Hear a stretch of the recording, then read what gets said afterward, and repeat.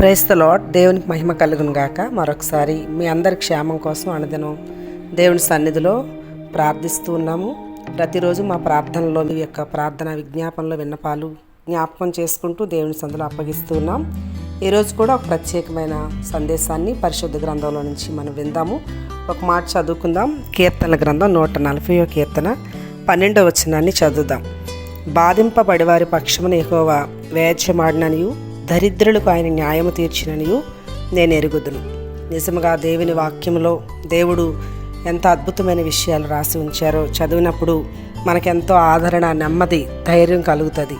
ఒకవేళ మీ జీవితాల్లో మీరు కూడా బాధించబడుతూ ఉన్నారేమో, ఒకవేళ మీ బాధను ఎవరు ఒకవేళ అర్థం చేసుకోలేని, పట్టించుకొని పరిస్థితుల్లో ఒకవేళ మీ జీవితం నడిపించబడుతుందేమో, అయితే ఉదయకాల సమయంలో ఇదిగో ఒకవేళ నిజంగా ఒకవేళ మీరు బాధించబడుతూ, శోధించబడుతూ, ఒకవేళ నెమ్మది లేని పరిస్థితుల్లో ఒకవేళ మీ జీవితం, ఒకవేళ మీ యొక్క కుటుంబాలు ఉన్నట్లయితే ఉదయకాల సమయంలో మనుషులు ఎవరో ఒకవేళ మీ పక్షంగా లేకపోయినా యెహోవా దేవుడు ప్రభువు మీ పక్షంగా వ్యాజ్యమాడతానని ఈ ఉదయకాలం జ్ఞాపకం చేస్తూ ఉన్నాడు.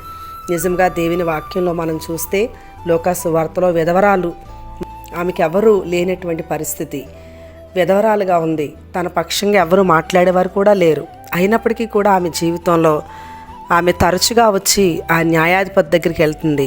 అతను దేవునికి మనుషులకి కూడా భయపడినటువంటి వ్యక్తిగా మనం చూస్తాం. కానీ అద్భుతంగా ఆమె జీవితంలో ఒక దినాన్న ఆ యొక్క న్యాయాధిపతి యొక్క మనస్సు మారిపోవడం, ఆ కఠినాత్ముడు ఆమె పక్షంగా మాట్లాడడం చూస్తాం.